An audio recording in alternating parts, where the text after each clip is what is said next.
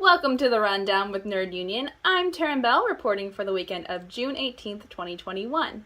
In movie news, Ant-Man and the Wasp: Quantumania has begun production in London, per Paul Rudd himself.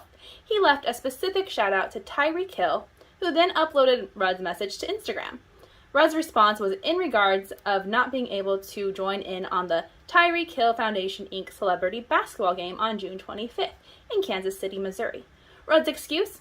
I wish I could be there. I'm in London filming Ant-Man 3, but maybe I'll show up. I might be really small. You might not be able to see me, but I'll be there. Netflix's anime Nightmare of the Wolf will be a prequel for The Witcher, and it will follow Vesemir as he becomes a monster slayer before acting as Geralt's mentor.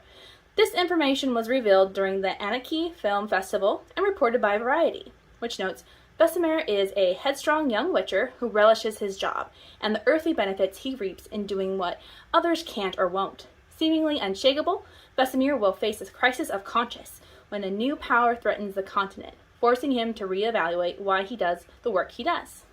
In shows and series, Deadline has reported on Disney Plus updating their release schedule. Since Loki debuted as the most-watched series premiere since Disney Plus launched, the streaming service is now moving all original programming for scripted, unscripted, and animated series to air on Wednesdays. Original movies are sticking to Friday premieres. For a list of announced programming air date changes, check out our show notes. Samira Ahmed announced on her official Twitter that she will be writing for Ms. Marvel, making her the first female South Asian writer for the Marvel Cinematic Universe. Ahmed joyously shouted out the many involved with bringing Kamala Khan, Marvel's premier Muslim superhero, to life, including fellow creators of South Asian descent, Sana Amanat, Saladin Ahmed, Marshall Ahmed, and Preeti Chiber.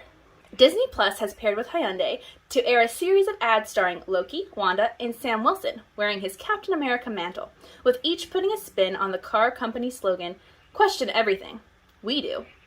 Loki questions, "If you're living on borrowed time, do you have to return it?" While Wanda asks, "Why do we call it the golden age of television if it's all in black and white?" Finally, Captain America quips, "Why do we say heads up if we really mean duck?"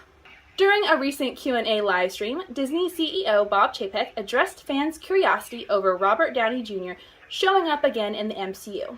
According to Laughing Place, Chapek's answer was, "Tell your Marvel fan that we've got a series called Armor Wars coming up, starring Don Cheadle as War Machine. I think that will probably scratch that itch that our fans have for more Iron Man." In Star Wars news from Disney Plus, Obi-Wan is in production, and Impura, Star Wars fan club's Instagram, has snagged some photos around the set. Actress Indira Varma from Game of Thrones was captured clearly wearing an Imperial officer uniform, but her specific character role has yet to be identified. During an interview with Rotten Tomatoes, Tamara Morrison deftly navigated questions about the Book of Boba Fett and Robert Rodriguez's directing style. "Well, we can't say too much," he said, "but we're going to see his past and where he's been since The Empire Strikes Back. Somebody pointed out he's been kind of stuck in this one place, and now's the time to actually go back in time and check out his journey and find out more about him. But yeah, that was the advantage for me, was that we hadn't seen him do much, and along with Robert Rodriguez as director, we were able to sort of introduce him in a dynamic way, bring him back in a dynamic way alongside The Mandalorian. It was just an honor to be asked back." Variety has learned that Jabuki Young White will be working with executive producer Issa Rae in developing the book The Gang's All Queer, The Lives of Gay Gang Members by Vanessa R. Panfil for HBO. The synopsis for the half-hour series is as follows. A closeted 20-something in Chicago, grieving a gang-related death, ditches college to find reckless closure.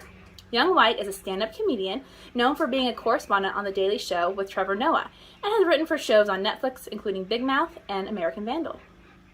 According to Deadline, Naomi Watts and Bobby Cannavale have been cast in lead roles for The Watcher, a Ryan Murphy limited series with Netflix. While no specific details have been confirmed for the plot, it has been noted that it's connected to the first season of Murphy's hit American Horror Story. Inspired by the infamous Watcher house in New Jersey, a couple bought the 1905 Dutch colonial revival in 2014 for nearly $1.4 million. They were forced to abandon their new home over chilling letters from the Watcher, who claimed to have been watching the house for decades. In gaming news, battery-powered Xbox controllers are getting a new lease on life through OtterBox. Engadget reports a new charging option with power swap controller batteries, noting OtterBox came up with a cage that you plug into the battery compartment, and then each battery gets inserted into that. The key to a seamless swap is the small reserve cell in the cage, which maintains power to the controller for about 30 seconds, just enough time to pull out the drained battery and replace it with a fresh one from the dock. A low battery indicator gives an extra heads up to change out the pack. You won't be caught unaware by a message on the screen or an unresponsive controller. The batteries can be popped out with one hand too, so you never actually have to stop playing. Each $60 set comes with 2 batteries, one to play and one to keep ready in the charger. There's a dock to power up both at the same time, though you can also plug in the included USB-C cord to charge batteries right in the controller. Also included in the package are 2 cages, one for the Xbox One gamepad and one for the Xbox Series XS. So you don't have to worry about buying the right set for your system or having to pick up a replacement if you decide to upgrade your console later on. Seems like a worthy investment. Some additionally exciting Xbox gaming news.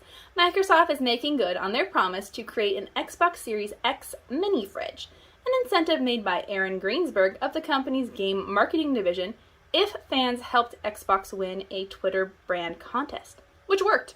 So now, the mini fridge that could, aka the world's most powerful mini fridge with Xbox Velocity cooling architecture, is coming holidays 2021, according to an official YouTube announcement. In social platforms, Twitter is getting an exciting new function to unmention yourself from this conversation if you get tagged in a tweet that you just really don't want to be caught up in.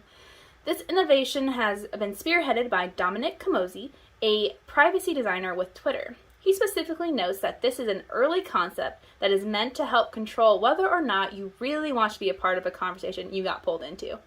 Dominic also notes that feedback is invited and wanted on this evolving feature. For more details on how this initial rollout works, check our show notes to find the detailed Twitter thread. And Review's official Twitter recently revealed a tool coming to Twitter that will help writers integrate newsletter subscriptions. Twitter purchased Review back in January and got a jump on the buzz of multiple social media platforms, working to create seamless ways for content creators to grow newsletter subscribers directly through the interactive medium such platforms already provide. YouTube has updated their ad rules to tighten what types of content is allowed to show up on the masthead area of the homepage. Now banned from that slot are ads for gambling, alcohol or prescription drugs, and specific election and political ads. The ad policy page states, to ensure that we provide a high-quality consumer ad experience, the YouTube masthead ad content requirements may be more restrictive than the ad requirements for other platforms and services, meaning disapproved YouTube masthead ad assets may continue to run on Google's other owned and operated properties. Facebook just announced several new tools to empower community builders based on feedback from group admins. Noteworthy updates include conflict alerts, which uses AI to detect and notify admins when there may be contentious or unhealthy conversation in their group, so they can take action as needed. As well as comment slowdown, where admins can temporarily limit how often specific group members can comment and control how often comments can be made on certain posts that admins select. As an admin in multiple Facebook groups, I'm really excited about these features. Tired of the fine print when it comes to canceling subscriptions? Well, a bipartisan group of lawmakers have introduced the Unsubscribe Act, which is meant to help customers with unsubscribing or canceling services. Spearheaded by Senators Brian Schatz, John Thune, Raphael Warnock, and John Kennedy, the bill would require companies to be more transparent about their subscription-based business model and make it easier for consumers to cancel their subscriptions once their free or reduced price trial period has ended. For more details on the proposal, check the show notes. Remember to subscribe to Nerd Union's Twitch, Facebook, and YouTube channels for our live shows, news updates, and our upcoming video series on movies, games, and more nerd content. Special shout out to our Nerd Union Patreon supporters. We appreciate your monthly contributions, which helps us put out content like this. Doug Schumann, Vici, Shelby Johnson, and Nell Cherry. I'm Taryn Bell, and this has been The Rundown with Nerd Union.